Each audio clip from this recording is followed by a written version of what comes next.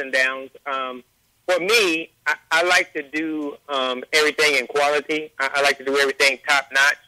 So I'm real big into set design. I'm real big into valuing the people that work for me. So there's just a lot of expenses that goes into a good quality production. So within the 13 years, yes, it could be quite costly, but the reward is seeing, something that you create, coming to life on stage. So that far exceeds the cost. Okay. So what would you tell a new playwright who's just getting into the game, who doesn't have 13 productions under their belt, who's not strenuous and strict about the finances and promotion and marketing? What makes San Antonio a hot spot for plays? Many times we go to school for degrees and careers, and we can't even find a degree or what we went to school for, so we have to go out of the state, move out of state to find that job or career, or even their wife. What made you stay in Antonio? Are you originally from Antonio? Yes, I'm originally from San Antonio. Okay, so what made you stay in your home state and born and bred your baby, your stage productions? Well, that's a really loaded question. I guess to answer the first question, the first thing that I would try to what I try to tell people is to start, is to begin, is to write.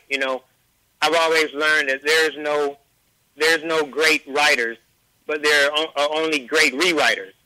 So basically, you write to rewrite. So there's a lot of people that, for whatever reason of not having a good story or thinking it's not good enough, that prohibits them from writing. But in essence, the more you write, the better you get. The better writer you become, the more you become. So you have to just start. Okay. Secondly, San Antonio is my home. So, I feel that before I can make it, somewhere else nationally, I've always been that one to try to, not let grass grow under my feet here in my hometown. Okay. Because this is where a lot of my support is. This is where a lot of people, are familiar with me. They're familiar with my work ethic. They're familiar with, the plays that we do. So this is kind of where I start.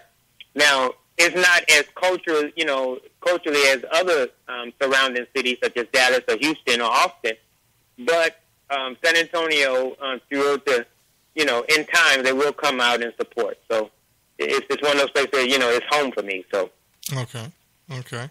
So how does the community take an African-American male with his stage production work? Here in San Antonio? Yes, it's in San Antonio. Well, San Antonio, it's a big military town, which is great. That's a plus. But as far as African Americans, it's only about 7% of the population, and that's maybe 1.5 million, 2 million. So 7% of that, which is still a decent amount of African Americans, but it's not obviously as much as these cities that I mentioned earlier. But in San Antonio, everybody's kind of dispersed. They're not pretty much centrally in one area, so it's kind of tough getting the word out or getting everybody together. But they will come out and support when they know what you're doing and when they believe in what you're doing. So how did you get your support, and how much of your support stuck with you throughout your trials and tribulations? Well, I've done a lot. My first play, I started in the church I was attending at that time. That was in 2002. Was my very first play, and we kind of stuck with that play for the first couple of years. The one thing that I think that is important in anything you're trying to do, whether it's writing, playwriting, whatever the case may be, is very important to network. So I'd say within the 13 years, one of the greatest things I always try to take advantage of was networking with a lot of people in the city. different job fields, different schools, different churches. So that's how I pretty much continue to get my name out there. Okay. What type of plays do you do, and what type of plays you will not do? Well, all my plays are they're Christian based, but humor, drama, all the composites of a good story. I think that I have a thing for doing something that's very family oriented. So that's one of the things that in San Antonio, everybody knows that they can bring their children or really bring the whole family to my event. So that's one of the things that I strive on keeping it that way. So I don't have cursing or profanity or, any vulgar, anything bad like that that'd be kind of, too far for kids. So that's kind of, if it's outside of, that, I pretty wouldn't do it.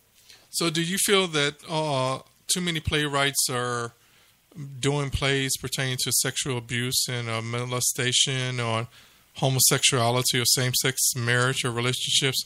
Do you think that's being blown out of proportion with someone with your status and your amount of plays that you or stage productions you have done throughout the years you have seen? No, I've seen some ones that speak against domestic violence, abuse. And the ones that I've seen, I think they have an interesting way of presenting it. I wouldn't say it's a bad thing. I think that everybody has a story to tell, and for me, I think my best writing is based off of my experience or some vicariously through others, but there are people that have gone through those experiences and they try to project those things on stage. And I don't think that's a bad thing. I think that's a good thing because there are a lot of people that are suffering from a lot of different things that, their healing may come through seeing something that's depicted in a play. Okay. Now, you've been to many plays besides your own. What is it that you are sick and tired of seeing out here on the stages? If you had a chance to sit down with a up-and-coming playwright and they came across the training of a taste of theater, what is it that you would tell a new playwright not to start off doing their plays into? What format would you say, let's just stay away from it and go and try out a different type of format? What format is that you're just tired of seeing, and you want people to get a better view of what playwriting is and stage plays is all about? Well, I'll tell you one of the things that I think that I would like to see.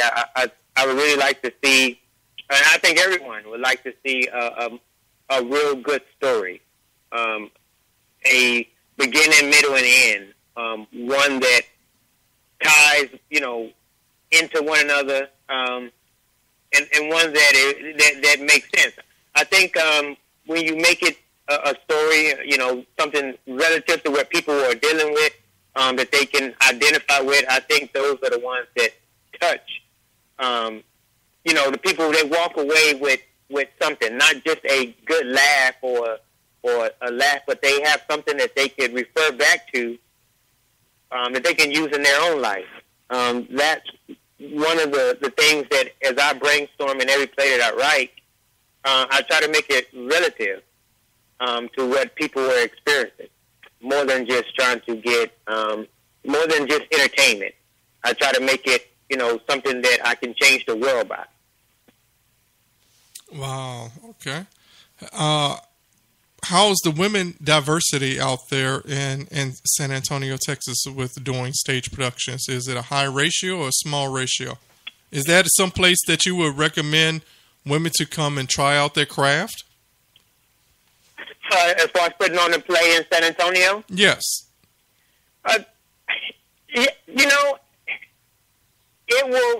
That will be, like I say, there are a lot of people here.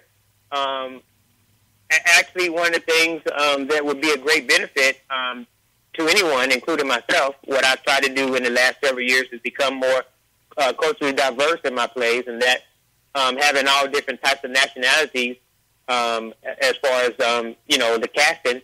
And I think if someone is able to do that, that would be really great, because San Antonio, it has a lot of different communities here, so that would be a good thing for people to come take advantage of.